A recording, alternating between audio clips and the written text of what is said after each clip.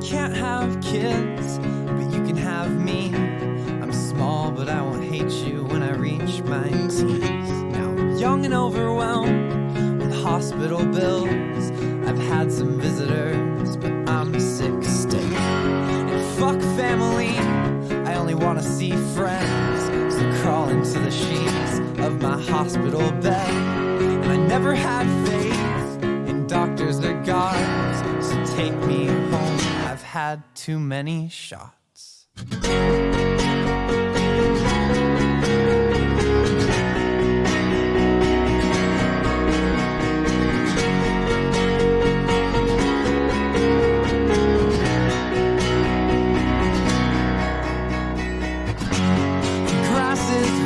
Crawl into blankets, wrapped as tight as your skin. I can feel your skeleton, and I remember you're made of more than color and shape. But there's a heart in that cage with a constant tempo change. It doesn't only exist because I've thought of it. No, you're a physical thing, still there when I look away, and I won't disappear when you're not here.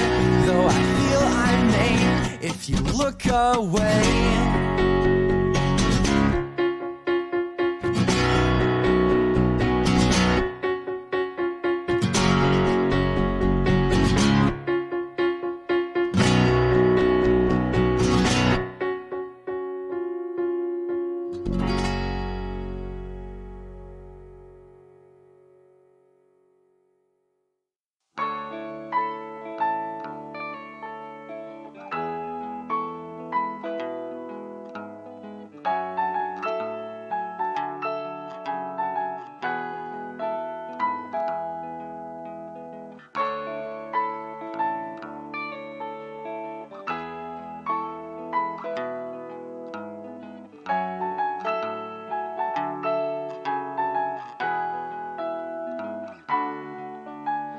Got a headache full of fantasies,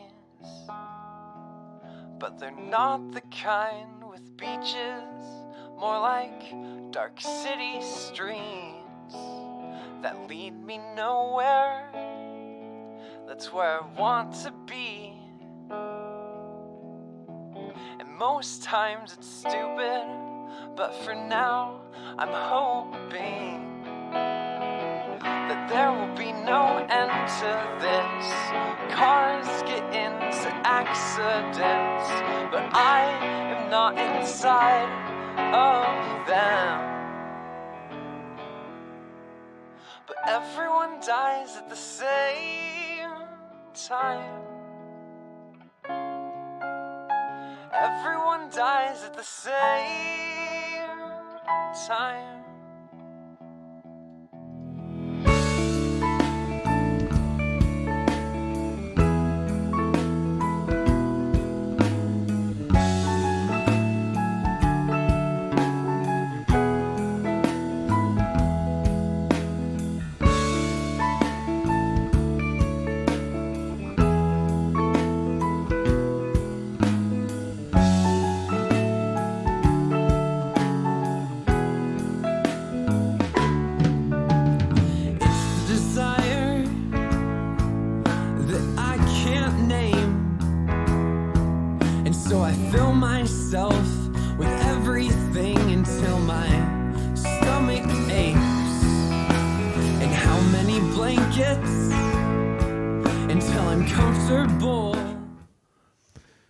Good morning, Boyd.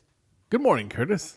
I need to be better about remembering to do this. Welcome to Clinically Inane. We are a local podcast out of Seattle where we talk about nerdy things, whatever's on our mind at the time. My name is Curtis. That's Boyd. At least today it is. Mostly.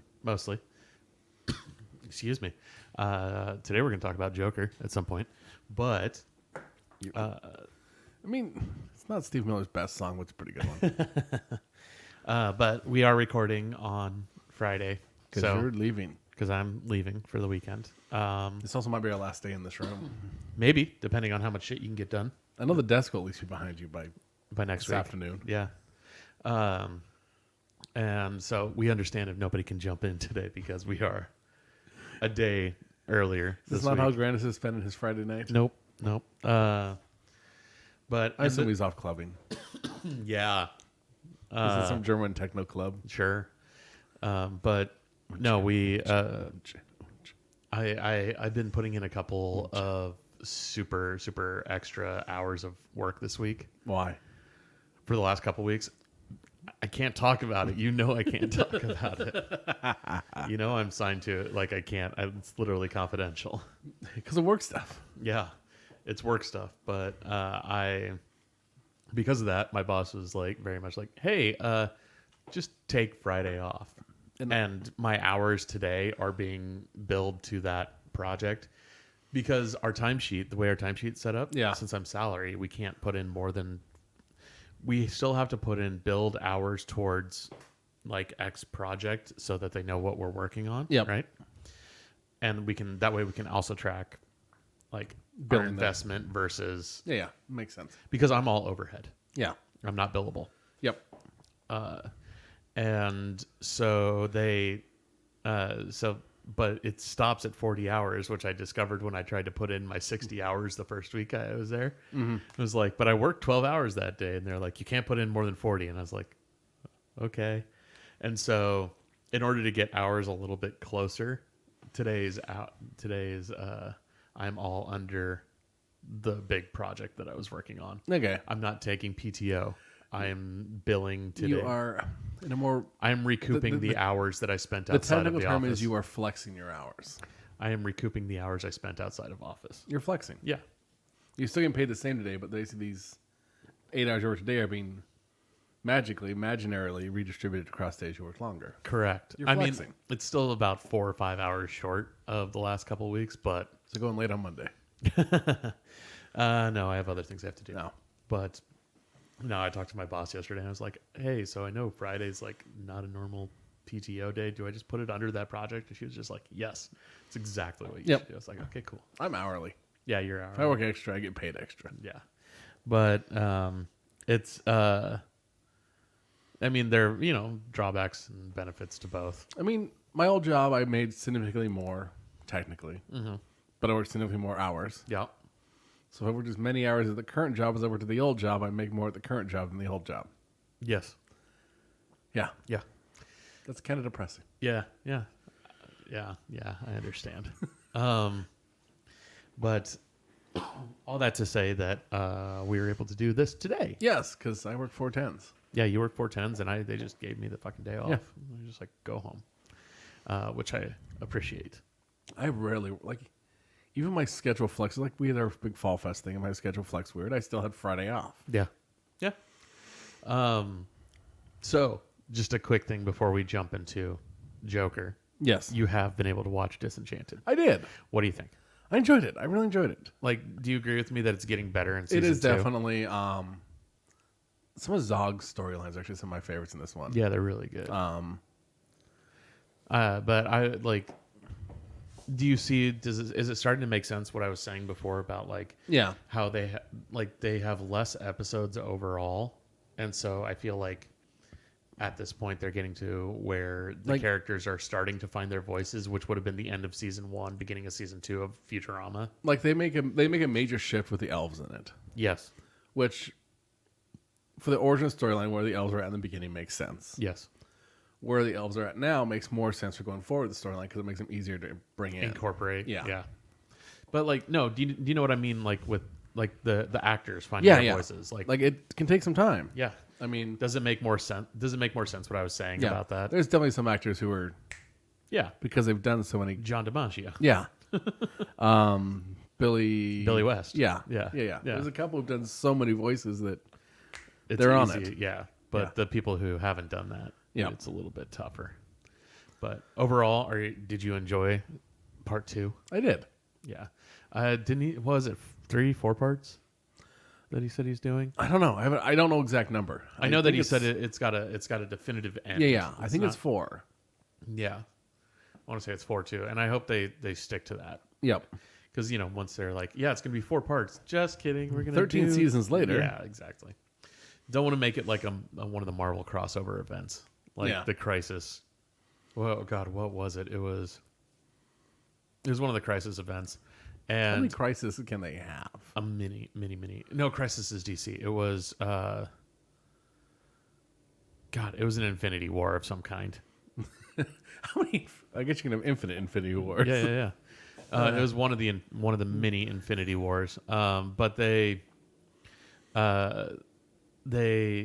was one oh no, what you know what it was? It was Secret Wars. It was a few years ago. Secret Wars. Didn't that involve in a secret empire? Yes. Yeah. Yeah. And originally they were like, it's 6 issues. And then by the time you got to issue 4, it was like 7 issues. And then by the time you got to issue 5, it's like it moved to like 8. Like I actually have all of them, and you can see it'll be like 1 of 6, 1 of 7, like 4 of 7 as they moved up throughout it, because they just kept writing. I feel like you should have those. Like, maybe it's just me, but I feel like those storylines should be written. Like the entire plot, at least, should be figured, known going into it. Yeah, like you should have it all completely written out before you start. In theory, the writer should be done by the time you announce it. Yes, in theory. But like the problem with comic book things with that too is that there's a lot of that means they would have to backlog all of their books because they're crossover. Yeah. Because they try and do the thing where they bring in the other books and tie them in. And so you would have to have full backlog. How many books can we get you to buy? Yeah. Well, I mean, that also means that they would have to be 5 to 6 books ahead at any given moment. And when in reality, they're 2. Flying by the seat of the pants. Maybe 2 books ahead. Yeah. But that also means that, the problem is that when they expand those things like Secret Wars, by the time it finishes, the rest of the universe has moved on because they've had to. Yeah. Because it's like, okay, so it was originally supposed to be 6, and if they would have ended at 6, everything would have lined up. But as soon as they add 7, I think they ended up being 9 for Secret Wars, and it took like 4 months longer than it was supposed to. And like all of the other books, whether they're bi-weekly or monthly, were between 2 to 5, maybe 6 issues past the end of the. So you have the Secret event. War. You do Secret War for your 6, then you have Secret War Aftermath. Seriously. Well, that's the thing is that I think if I remember correctly with that one, they just straight up were like they ran into some sort of delay of some kind, and that gave the writer the writer basically was just like, ooh, that needs more time for me to play with things. And it's like, no, these are your rails. Stick to your rails. Yeah. Do not go off the rails. Yeah, and Marvel Comics have a problem with that. Yeah. Scope creep. Yeah, scope creep. DC Comics have a problem with their crossovers just being shitty. I mean, that's really what it is. But there's very few good DC crossovers in the recent years. Does Batman Superman count as crossovers anymore? No, Batman Superman's his own book. But also It's its own book. Yeah, I guess it is now. It has been for a long time. No, crossover books are event books. Yeah. So the most recent one was Doomsday Clock, which I guess had a bit of scope creep, but also was just badly written. Oh, that's unfortunate. Yeah. That's just the way it happens sometimes.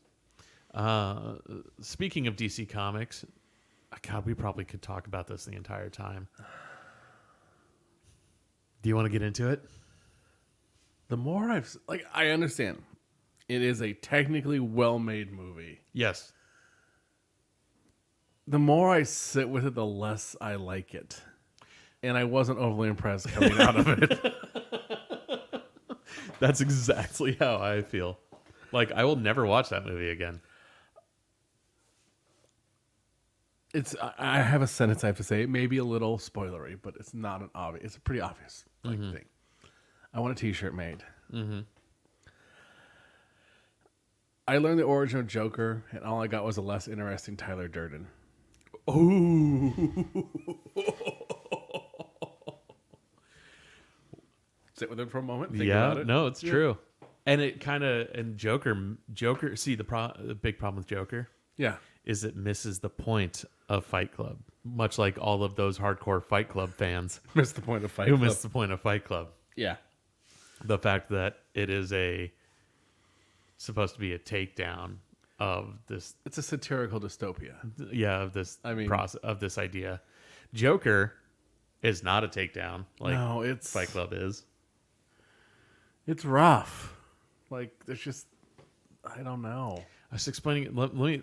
So I wrote two things All right. last night because I was explaining to somebody via text message why I didn't like it. Yep.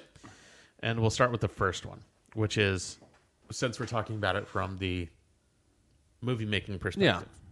Yeah. Okay. The movie is well made. It's compelling. It's well shot. Mostly well edited. Yeah, compelling is debatable. At least to me. Yeah. That's a very objective term too. Yes. The script has some hiccups, Yep. but it also glorifies his character in a big bad way. They were going for the warning that these bad guys exist. They failed. Yep. What they did do is justify the feelings of these dumb Reddit incel types and their actions against what they view society that doesn't against what they view as a society that doesn't basically let them be their shitty selves. I got a Batman villain who feels like he's betrayed by the world because of some mental illness he has. Yes. And his situation in life where he feels downtrodden. Yes. I still think Jim Carrey is more interesting as that type of character. Yeah, you know what? This would have been 1,000 times more interesting if they would have made a Riddler movie. Yeah. I would love to see a Riddler movie. I would too. Like, that would be great. I'm Because the Riddler is a far more interesting character. Joker's in that. Because the Riddler, as we have talked about before, has an origin. Yeah, but as like It has various origins, but basically they're all the same. every villain you could choose, it's going back to the way too many Superman movies. Yeah. You had to pick this one. Yeah, seriously. Like, I've said before, I want to see a super villain. If you're going to make a villain movie, make it about one of the villains that's more interesting to watch. Make it about, like, Riddler, Like origin of Riddler. Riddler, Penguin, Clayface. I would watch a Clayface movie. Fucking Kite Man. Yeah. I mean, Tom King's latest run where he actually gave Kite Man a backstory and information about who he was far more interesting to watch, read than this entire Joker movie. Give me a live action Hush. Seriously, Hush would be amazing. Yeah. I mean, you would have to. It would be a Batman movie. It wouldn't be a one of the villain movies. It would be a Batman movie. Yeah. It would have to be. That's the way Hush is.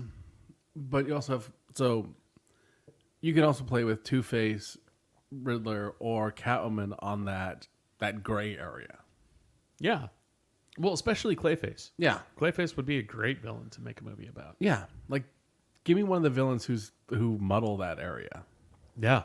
Because there's time where Riddler's been the hero, where Catwoman's been the hero, or Two-Face has been gone to the good side. I mean, Yeah. Seriously. give me Riddler's detective agency. Or just give me like the Riddler, like how he comes about. I mean, again, a lot of these, like you have to have Batman. Yeah. They technically do have Bruce Wayne in this, which brings up another question Which is in the trailer.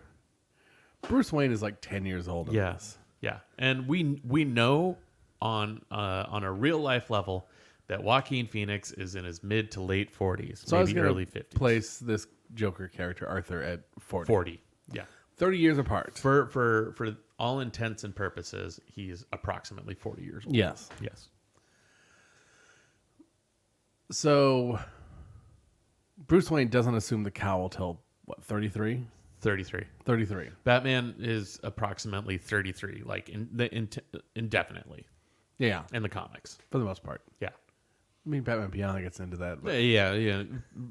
In Batman comics, He's 33. He's approximately 33. Yeah. Yes. he's in his early 30s. Yes. That puts Joker in his early 60s. Yeah, which means that Batman is not only beating up a fucking geriatric man. He's having trouble doing it. He has trouble. Well, he's never had trouble beating up the Joker. He's often outsmarted by Jerry. often outsmarted by him. And like his main enemy is a fucking old man. You see, Riddler, that much older, makes a lot more sense to me. Because at least Riddler has a cane. Penguin makes sense. because he's much the older. Kane. Yeah, Clayface, I mean, technically would lose his ability to age. yeah. Like, I mean, Penguin could be interesting also because then you have this, you have the established mob boss in the Penguin. Yeah. I mean, that was what, at least for the first season of Gotham, made it so compelling. Yeah. Was that we did get to see young Penguin coming up. Yeah. And that made sense because the Penguin is significantly older than Batman. Also, what's Joker going to do for the next 30 years? Right? Yeah. Like, what the fuck is going on? Does he see this blip and then just goes into retirement for 30 years? Like, what the fuck? Yeah. And it really... We've also discussed this before too. The Joker doesn't need an origin. Yeah. Like, much like in the way that I think it's dumb that they made prequels to Alien. Like the fucking Prometheus of it all kind of thing. You could make prequels, just you don't need an origin story for the Xenomorphs. Yeah, and that's the thing. Yeah. That was the entire point of those movies, and that was the point of this, is to give them an origin story. Mm-hmm. The Xenomorphs are way scarier when they don't have an origin story. Yeah. Because they're just this thing that exists, right? And it's the same thing with the Joker. Yeah. He is way more effective as someone who doesn't exist. Ooh, Mr. Freeze would be good for live action. That is a good idea. Yeah. Mr. Freeze would be great if they did it correctly, not fucking Arnold Schwarzenegger. But he's significantly older than Batman too. Mr. Freeze, though, you get into more of this Punisher quality vigilante easily. Yes. Yeah. Where it is a vengeance story. Yeah, absolutely. Him going against the people who basically cut his funding, made sure he's trying to keep his wife alive. Yeah. And her thing. Yeah, that would be far more interesting. And a 60-year-old Mr. Freeze works. Because he's like 60 years old. And he's got a fucking, exoskeleton. Yeah. Yeah. But yeah, like part of what makes the Joker so great is the fact that he is an agent of chaos. We don't know where he came from. He just exists. Yeah. And you made a really great point last night when we were coming back from the movie Which is? about their about the detail of an origin. Oh, so Batman is one of the most established origins anywhere. Everyone knows it. Like, admittedly, some of the stuff didn't come along until like the 80s. Like, I think the pearls were actually like the pearls, which we now are think iconic. Iconic. I think that was from Tim Burton's Batman movie. But that's also still a detail. Yes. That's a small detail. Yeah. But everyone knows that he's coming out. It depends on, he's coming out of one of two things. They're either coming out of seeing Deflator Mouse, Yep. or they're coming out of a Zorro movie. Yes. Like, either way, it's one of the two. They take a shortcut through a back alley. Yes. In almost all versions, they're mugged. Yes. Thomas goes to defend them. Is shot. Martha screams, so they shoot Martha. The pearls are broken. Yes. Starting in the 80s. Yep. And Bruce is left there to pick up the pieces. Literally. Yeah. Yeah. And that's And in most of them, the origin of Batman. and a lot of them, one of the first officers on the scene is Jim Gordon. is Jim Gordon. Yes. Yeah. Some of them, it's Detective Gordon is the first person who talks to Bruce when he gets back to the station. but Yeah. Gordon plays a role in it. Yes. Yeah. Yeah. Well, in some he's officer. He's not even detective. That's the thing. Yet. Yeah. Sometimes he's the first officer on the scene. Sometimes he's the detective. Yeah. But he always plays a role in it. Yes. Exactly. It's such an established one. Mm-hmm. You know the timeline of when this happens. We've established. What point does Batman leave, or does Bruce Wayne leave the city? Yeah, and like that's been flexed a little bit over the years, but no matter what happens, he grows up for a little bit at home in Gotham. He leaves for an extended amount of time. Usually to the point people believe he's dead. Yeah, and then he comes back, and about 6 months later, Batman starts to show up. That's in almost every Batman story. Yeah, it is one of the most defined like backstories. Yeah. And having Joker not have one keeps him as this foil to Batman because he is the antithesis. Yeah. He's willing to do everything Batman cannot do. Yes. Yeah. And where Batman is cold, calculating, prepared, Joker is manic, You don't know chaotic. what he's going to do. He's an agent of chaos. But often, like when you really get into it, he knows his overall storyline. Yeah. But I mean, and admittedly, in different versions of the comics, they have given the Joker different origins as a comedian, as somebody who fell into a vat of acid, as like, and which is widely accepted to be like that he was like a thug who fell into a vat of acid, and that's how he got the white skin. But in some versions, they just don't. They just pretend that never happened. I mean, There was some where he was like in the Red Hood gang. the Nolan, he's just pathologically lies about his origin. Yeah, we don't know. He gives 3 or 4 different versions of it. Yeah. And then but we're never entirely certain which, if any of them are true. Yeah. And I don't think any of them are true. I think like because Nolan's also gets into like they can't identify dental records or fingerprints from him. There's no. Yeah, he's a ghost. Yeah. Yeah. No one knows where he came from or how he got there, Yeah. or how he exists, all that stuff. Yeah, absolutely. And that is part of, I mean, in addition to Heath's amazing performance, That's part of the interest, what is- makes that character so interesting. Yeah. Which, also brings us to another fucking reason why this movie shouldn't fucking exist, which is how many cinematic Jokers have we had now? At least live action cinematic Jokers. Oh, cinematic. Yes. We could just go live action. There's 4. There's 5. Oh, I guess there is. Yeah. I forgot about. Forget about Cesar Romero. No, I forgot about Jared Leto. Jared Leto.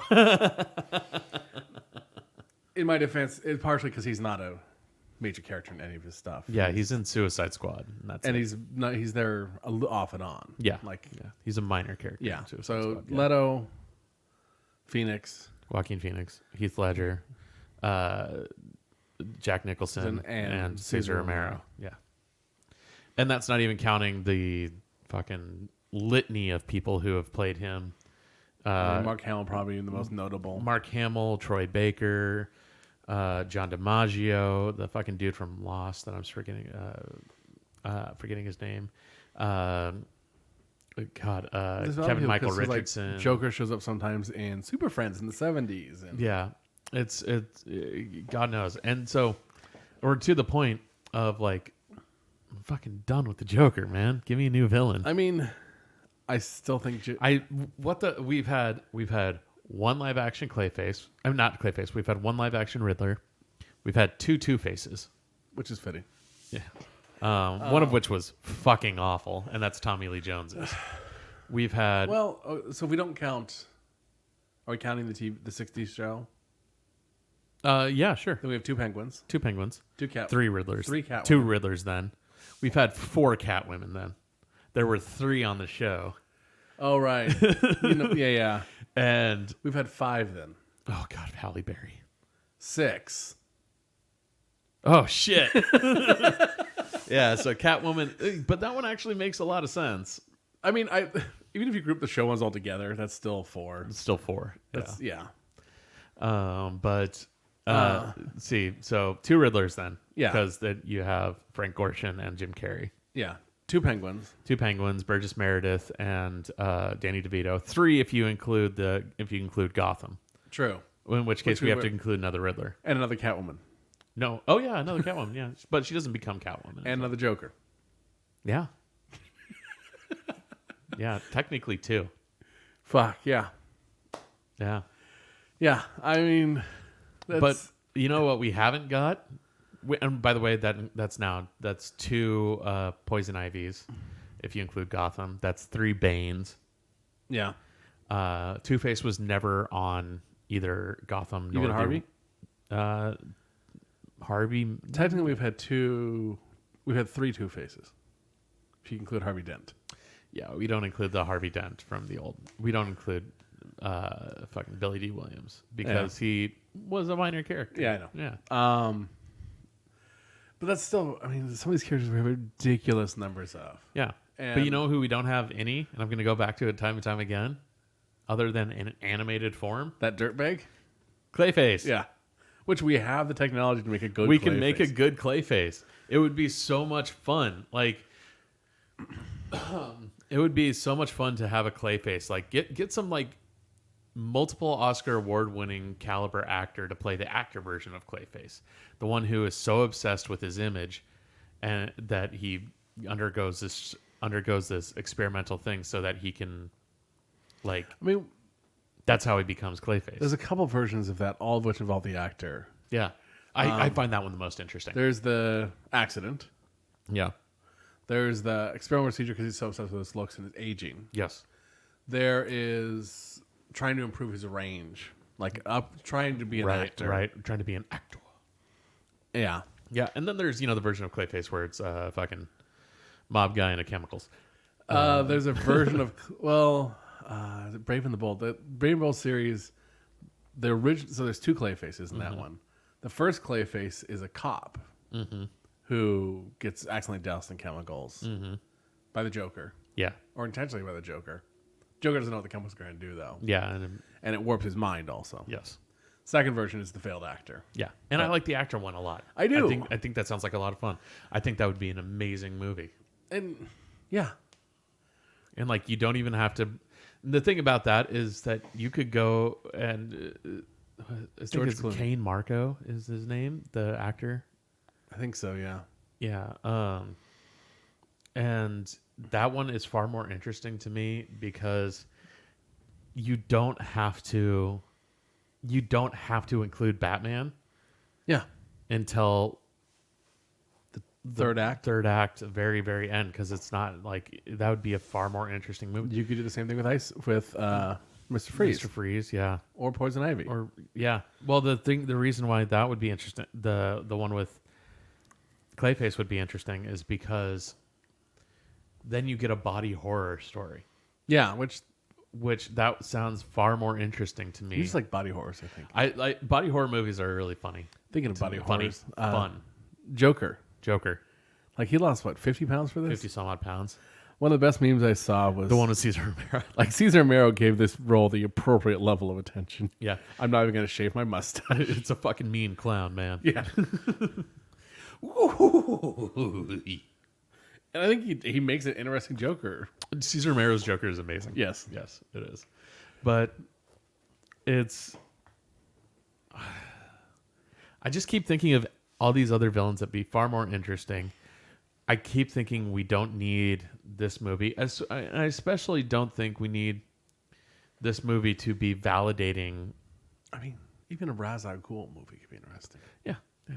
I don't think we need this type of movie validating this. Like I said, what it does is, by the end of the movie, you don't feel like the Joker's the villain. I didn't feel anything by the end of the movie. I mean, it was easier to sit through than like Fantastic Four. True. I mean, because at least it was a well-made movie. Yeah. I might have actually found it rougher than Ninja Turtles, though. I didn't. I was bored for a good chunk of it. Yeah, but like a lot of it really does do the screw down on the. This guy he's a hyperbolic version of a nice guy. Yeah. And what they do is they, instead of by making this character sympathetic, by giving him like these reasons why he snaps and goes to become this. I'm still trying to figure out why he needed to lose 50-some pounds for the role. Because the Joker's skinny. Yeah, nah. Not John DiMaggio's Joker, by the way, in Under the Red Hood. That Joker ain't skinny. That Joker's buff. Yeah. But are we going for like the lanky clown version of him? I think some of the animated stuff. I think he was going for somewhere between Mark Hamill and Heath Ledger. Yeah. I mean, it's the pianist with a gun. Yeah. Again, Adrian Brody. Yeah. Not Adam Brody. Yeah. We've been in this. I understand it's a Taika Waititi movie. I think I'm a little jaded because I'm just so weary of this character. I mean, and the whole idea. Yeah, and the fact that it just the movie didn't need to be made. No. And feel like it comes through that the director is one of those people who, like his comments about you can't do comedy anymore because of the fucking PC police and shit like that recently. That does come through in this. Like I realized going into the third act that normally a movie like will make me uncomfortable and I'll shift in my seat or I'll laugh or I'll do something like that. I realized I hadn't moved. I mean, you can take the same movie idea, follow the exact same storyline, remove Arthur, and just like let's follow a couple people through this rise of a Joker in Gotham. Yeah. Remove. Yeah. So tell it from an outside perspective. Yeah. So we're not seeing this character actually exist. Yeah. It's a far more interesting take. I mean, the start of your movie is a clown kills 3 people on a subway. Yeah. And you go from there. Yeah. And this rise, this mentality of the city as this city's at a boiling point. Yeah. It's a far more interesting movie. And have your Joker show up in the third act. Yeah. Well, and here's the thing, too, is that I can absolutely, like, once we got to the third act and he was in the makeup and the full suit. Yeah. Really, like, I could see Joaquin Phoenix playing a really good Joker. Yeah. And that's, I will not deny that. Or give me a Joker movie with someone trying, like, this murder happens, and your character following is someone trying to build himself up through, claiming they're the Joker. Yeah.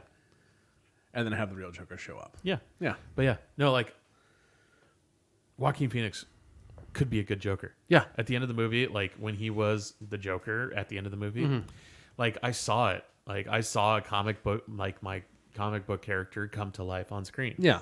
Like, that, I will not deny that. That is absolutely true. That happened. Everything leading up, like the first 2 acts, everything leading up to that moment, Yeah. I didn't like. Let's put it that way. There's a scene with a pillow, and that scene earlier you could cut. And somehow almost made it more interesting. Yeah. Yeah. There's Yeah, I don't need to know this where the sniveling little man was. yeah. And I don't need to know the oppressed white boy. no, and like there's an entire section in it where I was about to get real angry at them Oh, with that? with the love story. Yeah. I was about to get real angry, and then I was like, "Oh, okay, I see what they're doing." Yeah. But for a good like 2/3 of the movie, I was like, "How? The fuck is going What on the here? fuck is going? Like, what the fuck is happening?" Yeah. Like, this is literally those fucking the wet dream of those fucking Reddit incel douchebags. Mm-hmm. Like, I had a comment about it last night, but I feel my comment is spoilery. you know what? We're gonna go ahead and say If it's a little bit, don't worry about it's it. a little bit. Don't worry about it. This is the first time a manic pixie dream girl's been acceptable because the manic is the boy. Yeah, because because it's Just a dream girl from a manic's delusion. yeah, and she's literally a dream girl. Yeah. Yeah.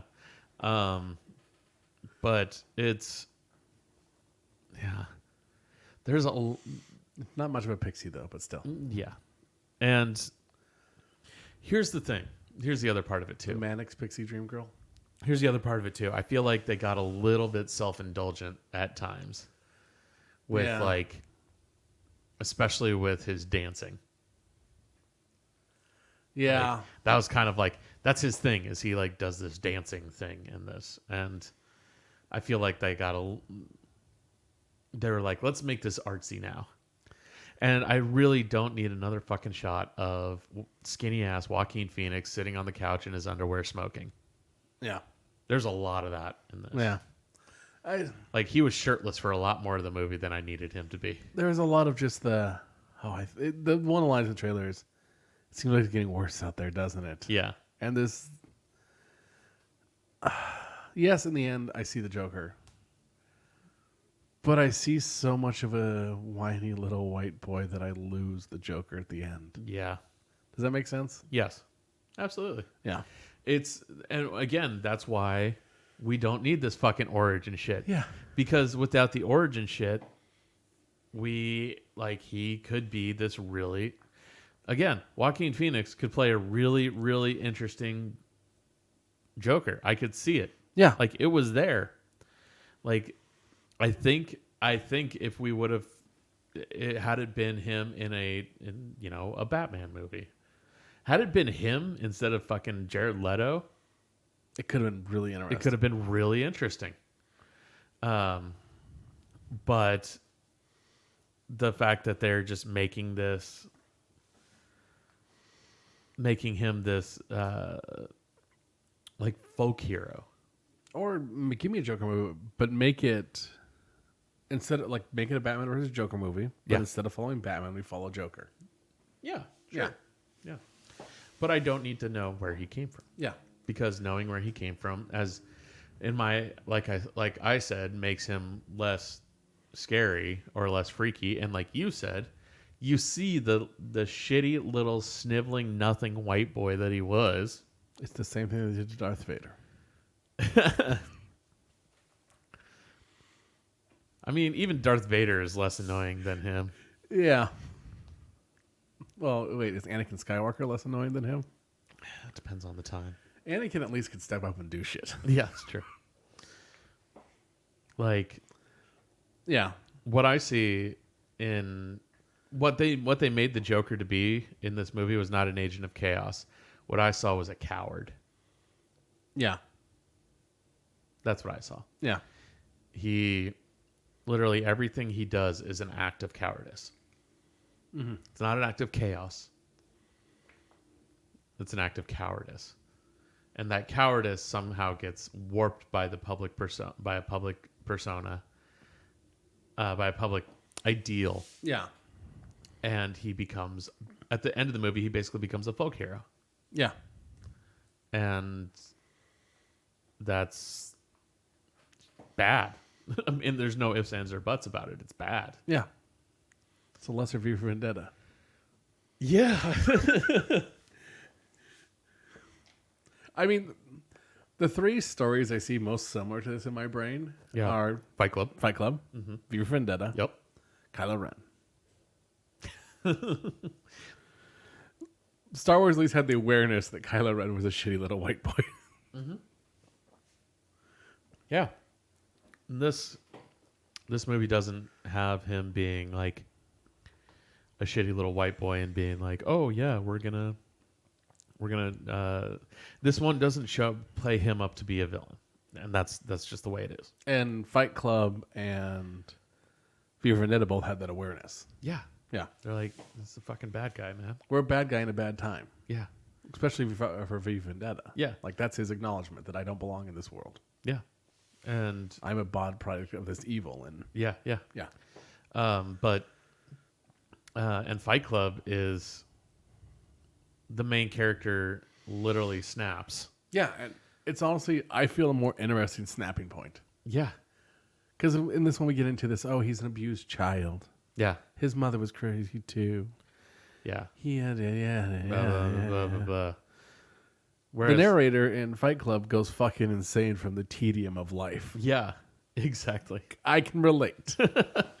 And here's the thing, is in Fight Club, everything that he comes about and becomes everything Tyler Durden becomes, is a commentary on this shitty, on the shitty reactionary bro culture, toxic masculinity culture of like what it really means to be a man, kind of thing. And this is very much like, that's what guys the bros miss from that too, is that like Tyler Durden is not someone to emulate. Tyler Durden is like I love that storyline because there is this beautiful tragedy to it. Yeah. And that's what's fascinating. Yeah. But it's not something to aspire to or emulate. And then there's some people who are I've always been tempted to go for the birdseed in the cars. But more out of a curiosity of seeing what would actually happen. Yeah. Because the challenge is keeping the birds there. Yes. I mean, yeah. But it's not it's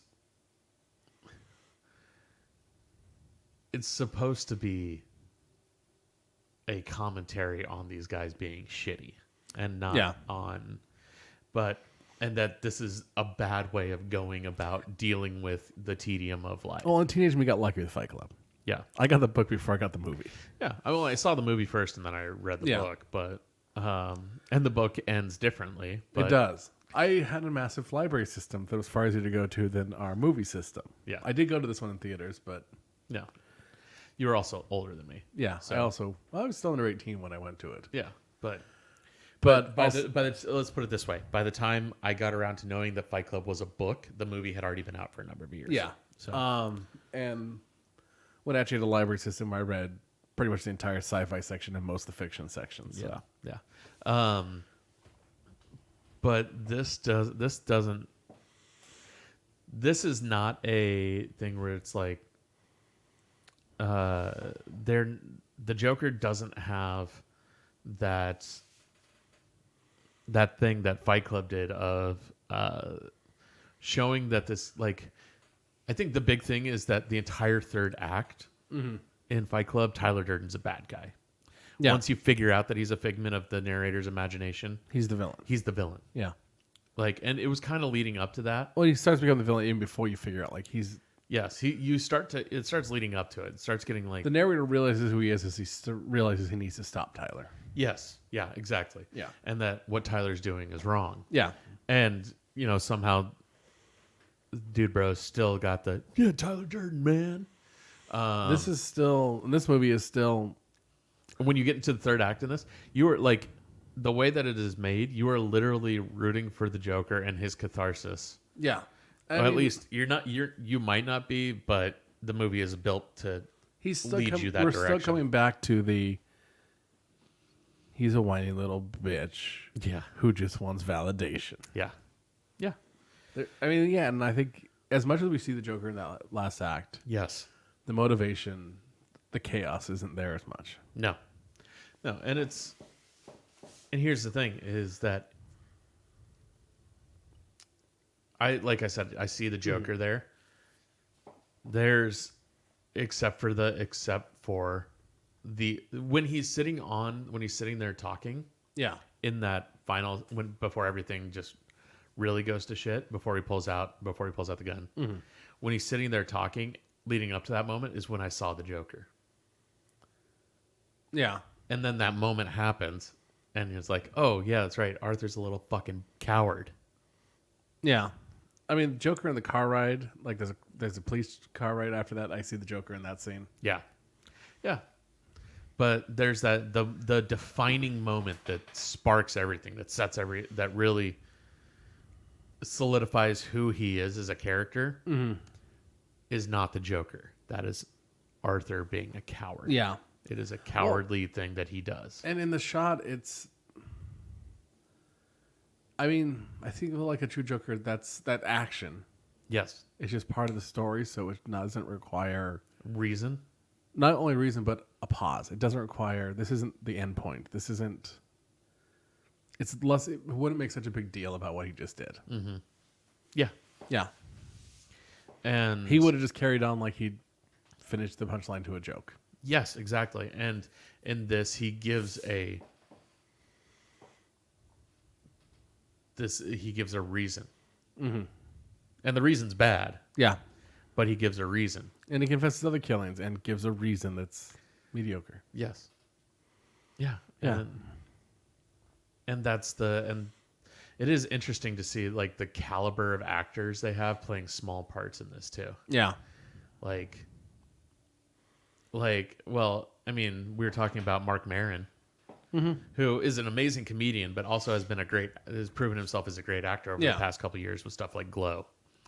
And actually, Maron was a great show on AMC, but he plays Robert De Niro's characters, and even Robert De Niro's. Robert De Niro is a supporting actor in this, but he still has a large part. Just not a lot of it is spent. He offers a lot of pivot points for the character, but no, Maron you see him in like 3 scenes. They made a big deal about him getting cast. Yep. Well, he's in 1.5 scenes. Mm-hmm. And then like the rest of he has like 5 lines. And you're just like, wow, why'd you like go out of your way to cast fucking Marin in this when you could have just like Put anyone in there? I also The lines he said, like nothing he did was, and that's why I think we were talking about it. There's probably scenes cut with more with Marin and De Niro outside of that. And then you got working in Arkham, the fucking admin assistant is Brian Tyree Henry, who most people would know him from Atlanta. Mm-hmm. I saw him when I went to Broadway and saw that show with Chris Evans Yeah. and Michael Cera. He was in it too. Yeah. He was great. He signed my playbill. Ooh. But he's a new Marvel hero. He's one of the Eternals. Yeah. And now he's an admin. Yeah, but he's an admin in this, and it's like he's a fucking caliber actor, man, like high quality actor, and he's got this small part. Yeah. He's great in his one small part, but he's got a small part. He really does. Yeah, and like apparently Thomas Wayne was originally cast as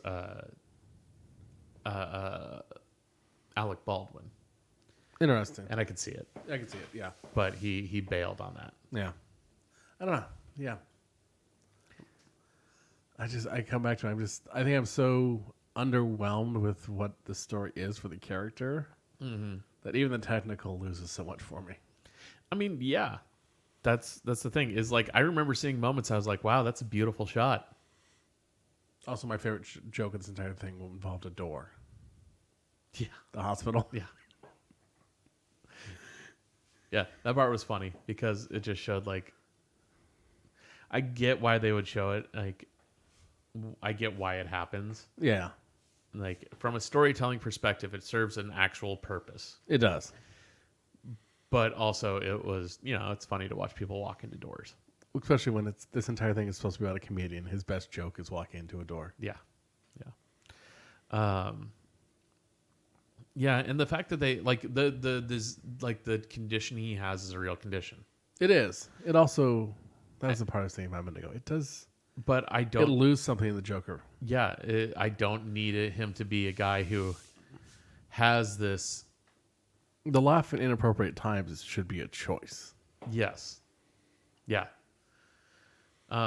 Which they kind of like, they started to explore that, but I feel like if they wouldn't have had that as like a physical condition that he has, then because it basically the physical condition that he has, it incapacitates him. Yeah. And the Joker is never incapacitated by his laughter. No. The Joker just finds things funny. And they do kind of like explore these other moments where he laughs. And he has a different laugh. For his laugh where he's like trying to actually laugh at a joke is more like the actual Joker laugh. Yeah. Whereas his laugh from a physical condition is almost crying. Yeah. But like, and the way they get past it too at the end was that like he has this neurological condition, but at the end of it they're just kind of like, oh no, I can make a choice for this not to happen. It's like, no, you can't, dude. Yeah. Like that's like after the shot, if he had a neurological condition, the stretch to have him laughing. Yeah. Just sitting there, and this is incapacitates him, just sitting there laughing in the chair while everyone runs. Yeah. Yeah. But like the moments where he laughs and it's something that's, they started to show these moments where he would laugh and then turn it off because it wasn't actually funny. He was just laughing to show that he was laughing. And that sounded more like the Joker laugh. Yeah. Than it did there's a lot of the decisions they made about the way that he reacts to things, the way that like giving him this actual disease again to make him more of a sympathetic character. Yeah. And it loses. I mean, he's not supposed to be a sympathetic character. No. Even less than Punisher. Yeah. Well, like that's the thing is the Punisher is a sympathetic character once you actually get into the fact that he has a backstory. Yeah. but at the same time, he's a bad person. Yeah. And he's aware he's a bad person. Same with V for Vendetta. Yeah. He is you understand the sympathetic storyline. He is addresses he has made the choice to be a bad person in a bad time. Yes. Whereas this, he's not. Yeah. This is what society's forced me to do. Yeah, this is what society has chosen that I will be doing. Yeah. Here's the thing about that too, is that I told you about Joaquin Phoenix like having to stop an interview, right? Oh, because of somebody asked. actually asked him, it's like, hey, do you feel like this would encourage people like this group of people who actually exist to start committing acts of violence against those? And Joaquin Phoenix, it sounds like the whole movie giving people giving permission to shitty people to keep on being shitty. Yes. Yeah. Yeah. Yeah. If you're shitty, it's not your fault. If you're shitty, it's not your fault. It's their fault. Yeah. How dare you? And yeah, the fact that Joaquin Phoenix had no idea, like, It didn't occur to him. Doesn't fucking surprise me at all, because that script is not written that Joker is the bad guy. Yeah. And it's just rough. It's not good. It's not good. Well, is it a well-made movie? Yes. Is it extremely problematic? Yes. Is it a Joker? Yeah. I Did it need to have been made? Absolutely not. I have more than once complained about Nolan's Batman being a shitty detective. Yes. I'm not complaining about this being a shitty Joker. Yeah. For a lot of the same concept of. Yeah, you know what? At least he may have been a shitty detective, but at least he did some detective work. Yeah. I mean, I will acknowledge that's an amazing superhero story. Yeah. How much Batman is, I can get into details. Yeah. But well, apparently, this is not a good origin story for anyone. no, it's not. And I'm glad it's a one-off. Yeah. Like, it didn't need to exist. It doesn't need to exist again. No. Yeah, and so I don't recommend it. I don't. Yeah. I would rather see it fail. Yeah. I'm trying to think what else. So this stuff has come out recently. Looks far more interesting. Well, Addams Family. Well, it already came out. Addams Family? Did that already come out? No. No. That's what's.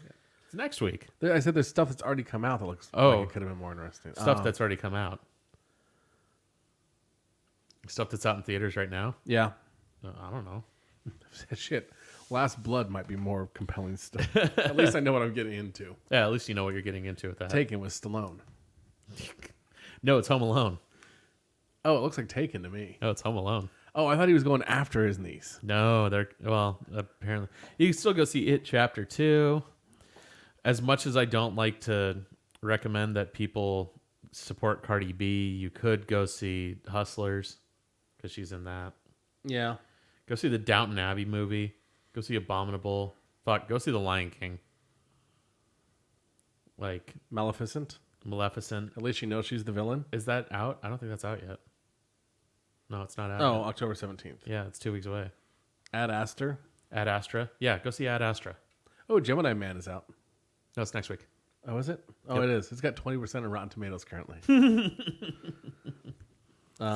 See, the FBI actually issued a warning to local units about watching for violence because of these incel online. Yeah, there was a bunch of fucking cops at the theater last night. Good Boys is still in theater. Yeah. Judy, the Judy Garland movie. Yeah. Go see a bunch of other shit. But yeah, we don't need to.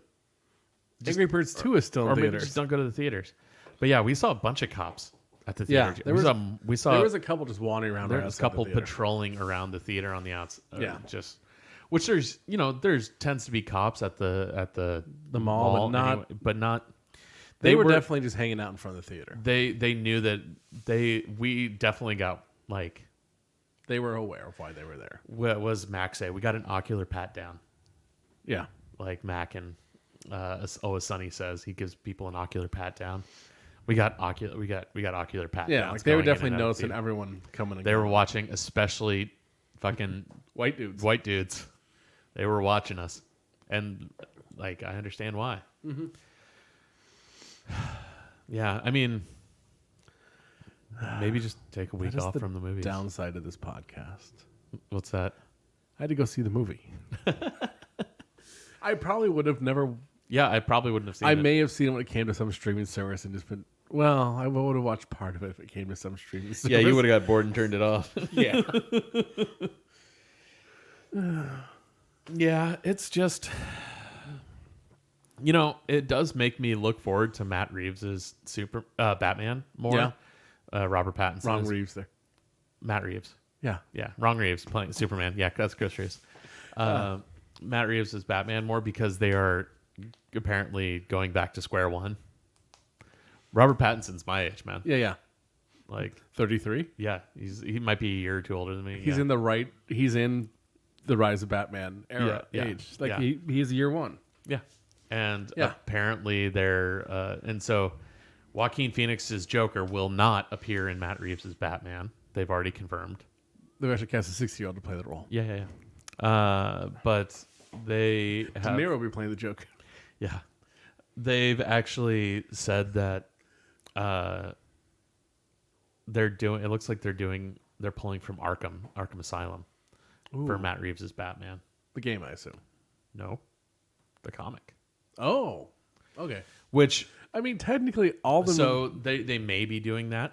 I can 100% confirm because he's talked about it that when Ben Affleck was writing The Batman, when he was supposed to write and direct it, and then Matt Reeves came in to direct, and then they were still having trouble with the script, and then Ben Affleck stepped away, and throughout all of that stuff, Affleck's original script was Arkham Asylum.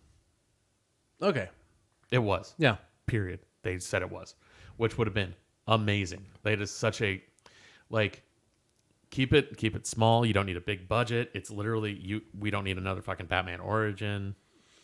If you're going to do a Batman movie, why not Arkham Asylum? And then you have basically The Raid, but Batman. I mean, there is one valid point in Batman origin storyline that's valid. Year one. Year one, yeah. Or do Batman Year One. Start at the cowl. Batman Begins kind of did that a little bit, but not really. Start me at the cowl. Yeah. I swear to God, if I have to see another fucking...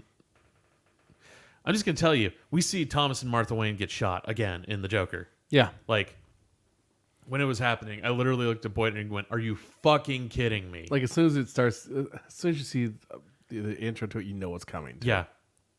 I literally looked at Boyd and said, in the theater, I said, are you fucking kidding me? I don't want to see it again.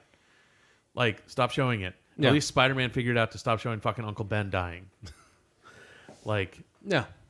we don't need to see Thomas and Martha Wayne get shot again. Dear God, just show us a fucking movie. Mm-hmm. Like, but, you know, at least, you know what? I'm going to give shout outs to, like, right now, Titans is doing really interesting things on the DC universe. Yeah. I've been watching season 2. They've really stepped up in it, and they have Dr. Light. Like, Dr. Light is a character. I like it. And Deathstroke is the big bad this villain Give this me a live season. action Red Hood. Yeah, seriously, give me a live action. Well, that's the thing too, is they've talked about the fact that Robin is going to be brought into, like, Dick Grayson will show up In the new the Batman Batman. movies. You want to give me a Batman origin? Do McGinnis. Terry McGinnis. Terry McGinnis. Seriously, when they cast Robert Pattinson, everyone was like, "Can we just do Batman Beyond?" Yeah. Like, Robert Pattinson would be a perfect casting as Terry McGinnis. Yeah. There's some wonderful options for old Batman too, from previous Batman. Fucking get Michael Keaton. Yeah. Even to play old Batman. Get Keaton to play old Batman. I'm sure he would. They've talked. A lot of people have said, like, if you should do the Dark Knight Returns, but with Keaton. Yeah. But yeah, overall, Joker doesn't need to exist. It just doesn't. Yeah. Hell, give me Batman Beyond or The Dark Knight Returns in the same universe as Keaton's. Yeah. Okay, we're at our time. Are we? Yep. All right. Joker. No. No. Looking forward to Adam's Family next week. Yeah. A nice palate cleanser. At least with the evil, you know it's appropriate. Seriously. All right. For those who were able to jump in on Friday with us, thanks They'll for be joining. killing people for fun and doing it properly. Yeah. For those who were able to jump in on Friday with us, thanks for joining us. And see you next week. Probably. Yeah. All right. Bye, kids. Bye, kids. Oh, we're recording early next week.